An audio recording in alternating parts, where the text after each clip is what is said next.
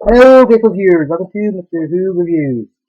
Today, I am reviewing Star Trek V: The Final Frontier. Even though there's one more of these, but I don't know. Anyway, this movie begins with a person on a desert-like planet. Then he sees a Vulcan, and that Vulcan says he senses some pain from the guy, and somehow he takes it away. And yes, they never explain how he does it. And then he said they need a starship. Yeah, I'm gonna ask the question that a lot of people that watch this movie and reviewed it has asked. How the hell did he get there without a starship? Ugh. Anyway, then the movie begins with the title. And is it me, or are they using the same music as the Star Trek Next Generation ending theme? Oh. Anyway, let's go back to the Enterprise crew, which turns out they're on short leave since everything's on the USS Enterprise A is kind of going downhill. Like everything's just wrecked. As Scotty said, you can get everything fixed in 2 weeks, and it's been 3 weeks, and everything is still unrepaired. Yeah, probably not the right word for it, but whatever. Let's see. Kirk, Bones, and Spock are just camping out as Kirk is climbing a mountain, and Spock is just talking on the mountain while he's wearing some jetpack boots or hover shoes, whatever you want to call it. He probably got those from the Acme Corporation, because they just seem too cartoony being Star Trek. But whatever. Anyway, after Kirk nearly, well, he actually falls when he dies. He does have a camp out as Bones is getting them some of the beans they made. And turns out there's rubber in them, and turns out that this was McCoy's family secret recipe. And Spock makes a marshmallow, even though they call them marshmallows. I don't know why. And they just do a sing along. It's actually one of the weirdest parts of this whole movie. Oh yeah, I must mention this movie was directed and co-written by Shatner, so it's got some weirdness and just just weirdness. Anyways, yeah, Kirk and McCoy were just singing as Spock, just watching them. I think he's trying to understand the words. And McCoy is acting like an angry drunk. He's still not some of that other beans, if you ask me. And then we cut to a scene on Nimbus 3 where representatives from the Federation, the Roman Empire, and the Klingon Empire are discussing some stuff. They say it's the neutral zone, but why would the neutral zone be around a dive like this? It looks like a cross between a strip club and a diner. Like a really bad diner. There's a three-breasted cat lady, for peace sake. You just know that Saturn put that in. Anyway, while those three were talking, the Vulcan from earlier named Psylocke, whatever, uh, was invaded the place and put the three hostage to send the video to the Federation. And of course, when someone's in trouble or just somebody in the Federation is in trouble, they have to send a ship that Crook is in because there's no other ships in the area. Oh, God. And there are just two ships in the Federation or Starfleets, one on Earth and the Enterprise. It just makes no sense.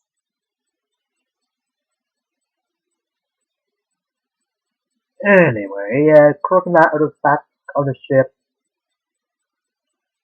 and they just watch. Well, Crook actually watches the terrorist tape. What that's what it actually is, I think. And he just make a plan on how they get the ambassadors back. And there's two distractions. One, off to distract Dialogue by Kennedy, the captain of the Enterprise, and her distracts all Dialogue's men by patrols by doing a fan dance. I think at this point, after like Uhura was about 40. A lot of kids even doing this at some point or awful. Still a little bit creeped out. Anyway, crossing that just go into the dive that the bastards are held in, and Kirk gets attacked by the three-breasted cat lady. Okay, so he put that in because starting one to cross off on his bucket list. And after that they find the ambassadors, and the ambassadors put a gun up to them. But it turned out that Zylok uses power of taking away the pain on them. I got to mention that when Spock saw who the person was that took the bastards, he told Kirk and McCoy they might know the person, and he was a Klingon who was banished from Vulcan, not Klingon, a Vulcan that was banished from his planet because he believed more in emotions and logic or something like that. And then Zara asked Spock to join him, and Spock said no. Oh yeah, some Klingons are going to going after Sherlock since they heard that Kirk's going after got him well. But they still think that Kirk is a renegade. At least they didn't say terrorist this one. Anyway, Kirk and Dapsus get to the ship, and afterwards Kirk would fight Sherlock. And when Spock has the chance to shoot Sherlock, he hesitates and doesn't, which causes him, Kirk, and McCoy to go to the brig. And while they're going there, Sherlock is using this motion power thing to take away the crew's pain. They never say how he had his power. Is it some type of Vulcan drug or something, or Vulcan hypnosis? Or what? I don't understand. Anyway, in the brig, Kirk is just mad at Spock, and Spock reveals that Dialogue is his half brother, and that's why he can consume him. Anyway, Kirk is trying to make some escape attempts, but it doesn't work. And then Scotty breaks him out. And after being separated from Dan, hits his head off the wall. Do they think this was a Three Stooges setting or what? Anyway, the Kirk and that are just trying to find a way to send a message to Starfleet, so they try to go up a ladder until Spock uses the rocket powered suits to go up. Turns out they're a bit heavy together, so you activate the rocket boosters. And one of the infamous parts of this movie, when he's going up, the numbers on the deck either go down or up, or what they are. It's just baffling. Anyway, when they think that they send a message to Starfleet, it turns out that the Klingons that intercepted it, and then Zylok has a talk with the three of them trying to get Spock and McCoy on his side, so that McCoy's saying that they killed his father, even though he didn't need to, because the cure for whatever his father had was just invented or made up a few days later. And Spock's pain is that his father might think that's him because he's half human. I don't know. And the main or when they saw Spock's birth, it looks like his mother is getting born in a cave. It's just seems like that to me for a reason. And when Donald tries to take away Kirk's pain, Kirk doesn't let him saying that he needs his pain, and pain just makes us who we are, and Bones knows that pain, grief and pain can be taken away by a magic wand. It's just weird. Oh yeah, and John finally said why he needs Starship. He's looking for this place called Sakharee. Basically, it's kind of heaven or Eden. And the reason they call it Sakharee because they were named after the actor that they originally wanted to play Psylocke, uh, John Connery. John, one of the Bonds. One of the James Bonds. Chocolate, what's his name? John. It's just, I don't know. When they call this something else, I don't know anything in particular in mind, but still, because it's called something else. Anyway, they make it to the Great Barrier or whatever, and it's kind of easy to get through it.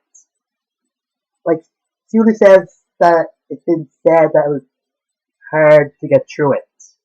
The other side just see all the electricity or thunderbolts get out of it and just bolted. Like later, we see that the Klingons ship able to get through. Oh, God. Anyway, after getting through the Great Barrier, Kirk takes a scout ship down with McCoy, Spock, and Zylok, and they see the planet, but not exactly see God. But a few minutes later, there's this big light being thing with a voice and a face comes up saying that it's God. But when he mentions that he wants a starship and he wants to with somebody to cross the barrier, Kirk makes a very good question and one of the most quotable and most memorable lines of the movie. What does God need with a starship? And when you ask it again, the being just uses laser eyes on. And then Spock asks the same question and the being just uses his ideas on the Spock. That's when you all realize it's in God. And now they don't exactly explain what the creature is either. I heard uh, a while ago, or years ago, it was explained in the Star Trek novel that the Q continuum, which are omnipotent beings, are introduced in the first episode of Star Trek Federation, imprison it there because it was just too powerful or something. Oh yeah, and Starlock sacrificed himself or himself since he realized that he made a mistake and he was too vain and that. And when that happened, I don't know if the beam exploded or what, because all you hear is some howling, like it was a Where's Scooby Doo or something. And then Spock and McCoy get beamed up for Kirk's on the planet with the beam, and they call out the rock creature in this. And I think it would be cool seeing a Kirk fight a rock creature. It's cool. Anyway, then the Klingon ship fires on the Enterprise and talks to Spock. And since there's a Klingon ambassador here, Spock decides to get him to talk to the officer that's firing on him. And then the being gets destroyed by lasers. So it can get destroyed by like a warp tube or something, like one of the big bomb things that the ships use. I guess what they're called. But it can get destroyed by a measly laser. If this thing was a god, then that'd be the weakest god I ever seen or ever was. Whatever. And when Kirk thinks that the Klingons are gonna attack them, they don't and beam them up and bring them to the top of the ship. I get the name that too. And the Klingon ambassador just gets the captain of that ship to apologize to Kirk and say that this attack wasn't authorized by their people. And then so that Spock was one in charge of the gun. And when Kirk is about to poke Spock says, "Please, Captain, not in front of the Klingons." I seriously take that Spock has more free lines here than in the fourth movie. It's just funny a death. Yeah. Anyway, the Klingons just head over to the Enterprise, have a drink, talk. Then Kirk, Spock and McCoy just talking. McCoy just thinking, is there really a god? And Kirk in this choppy message that God is probably the human heart. And Spock just being sad about losing his brother or Apple or whatever you call it. And Kirk's just reassuring him or saying that he lost his brother once and gone back. And it ends with the crew of the Enterprise camping as Spock is playing a guitar or banjo while Kirk and McCoy are singing Row, Row Your Boat.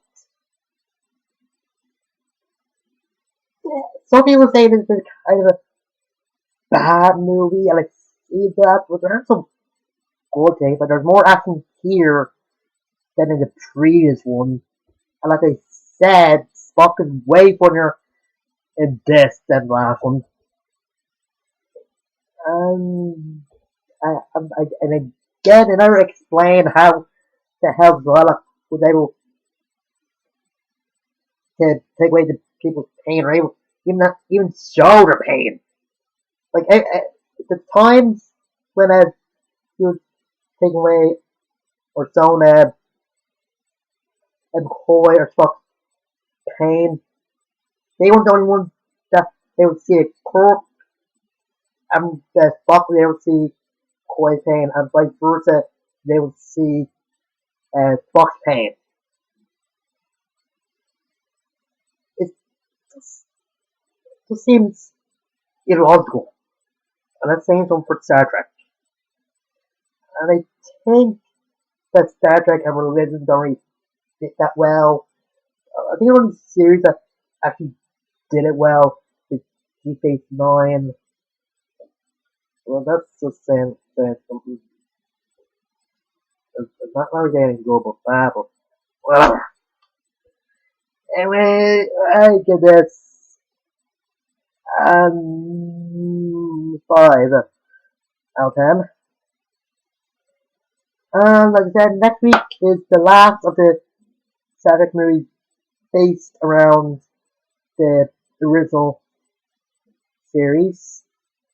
And last week the second best of the original series movies, that, in my opinion. And overall, was great. And until then, I'm a 2. That's it.